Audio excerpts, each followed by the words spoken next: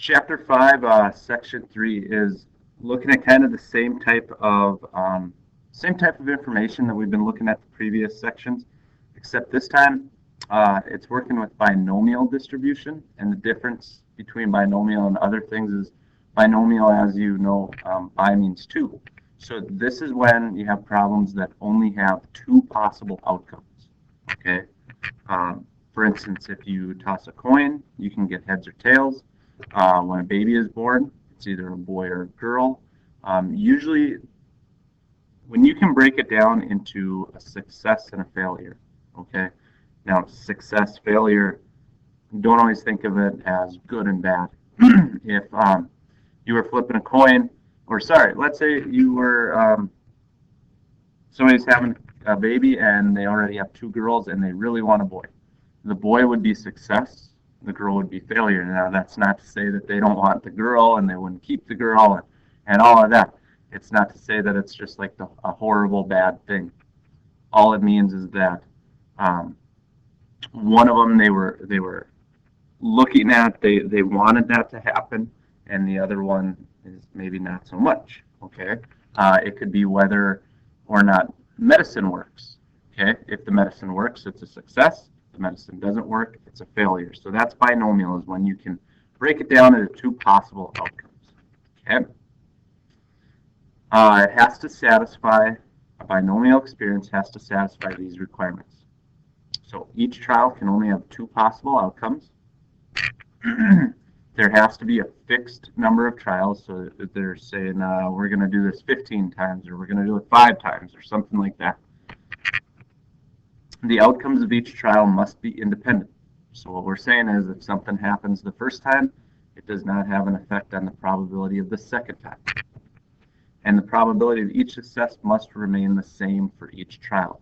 So the longer it goes on, it doesn't mean that some things are more likely than others, or the probability has to stay constant the entire length of the experiment. And there's a lot of notation in this section, so make sure you get all this down. As you go through it, you'll a lot of it just kind of it's intuitive, it makes sense right away, but there's a few things that you're going to have to take a little bit of extra time and make sure that you memorize them. So P of S, that's the symbol for the probability of a success. P of F, you probably can guess, that's the symbol for the probability of failure. P is the numerical probability of success. So when we're talking P of S, that's like what we're trying to figure out. What's the probability of this? P is the actual numerical value, and they can be one and the same at different times. You'll kind of see it when they're the same and when they're slightly different. Q is the numerical probability of the failure. So remembering that the probability of a success is going to be P, the probability of a failure has to be 1 minus P, so everything else. So if the probability of a success is 0.4, probability of a failure is 1 minus 0.4, which is 0.6. Okay. N is the number of trials. Remember, we said that we have to know how many trials are being run. X is the number of successes, and that could be anywhere from 0 up to N, but it can't go past N. So if there are 10 trials, you could have 0 successes, or you could have 10, or you could have anything in between. So here's how you find the probability of X successes in N trials. So there's a lot to it. What that formula breaks down to is basically, notice that my pen is going to work for me. This part right here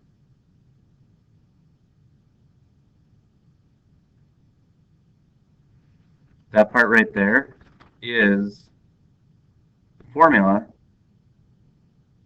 for a combination. Okay? So replace that with this. This is the combination times P, which is the probability of success, to the X power, times the probability of failure to the N minus X power.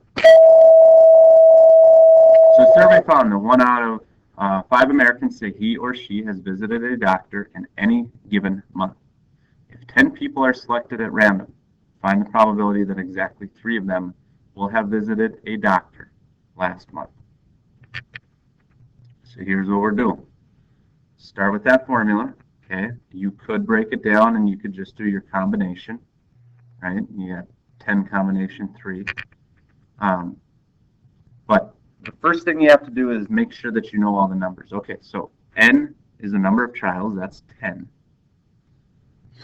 X is what we're looking for, so X would be 3. So if you replaced X right here, come on.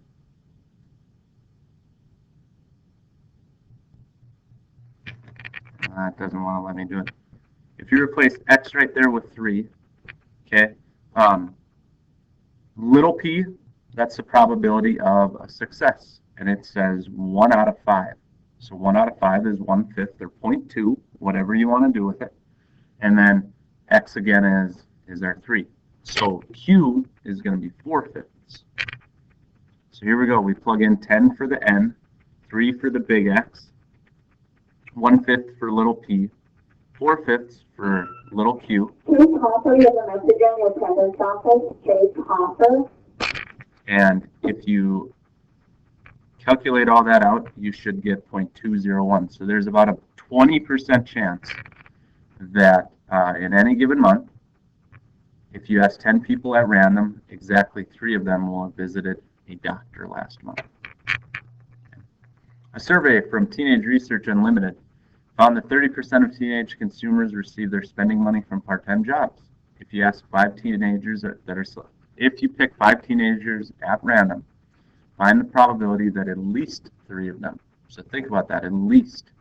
So that means 3, 4, or 5. Now, we could find 0, 1, or 2, add them up, subtract it, but you're kind of doing the same amount of work. So in this case, it would be just smarter to find the probability of 3 of them, the probability of 4 of them, and the probability of 5 of them. Okay, so you have to do these all separate. So again, the 5 is n, that's how many. Okay, that formula 5 minus 3 gave us 2. This was x. This is the probability of a success, which is 0.3, raised to the third, the x power. This probability of a failure, which was 1 minus 0.3, raised to the n minus x, which is 5 minus 3 power. You get 0.132 there. You do the same thing for the probability of 4. You get 0.028. Same thing for 5. You get 0.002. And since it's looking for all of them, you add them all up, and you get a final answer of 0.162. Okay, we'll try one more. We're going to hop over this one, I'm sorry. The binomial distribution. This is the mean, variance, standard deviation of binomial distribution. We have these a little bit more complicated formulas for just regular probability distributions. These are much simpler. The mean is just your little n times your p. Your variance is your little n times your p times your q. And then standard deviation is the square root of that. So much easier than it was for just a regular probability distribution. So if they want us to find the mean, variance, standard deviation of this, the statistical bulletin published by Metropolitan Life Insurance Company reported that 2% of all American births result in twins. If there was a random sample of 8,000 births taken, how many on average should be twins? What's the variance and what's the standard deviation? Okay.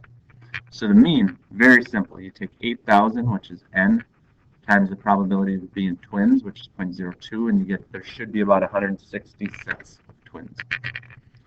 Variance is the same thing. You just multiply it times the probability of not being twins, which is 0.98, and you get roughly 157. And the square root of that is 12.5, which comes out to be 13. I would like to see you stick to this single decimal point. The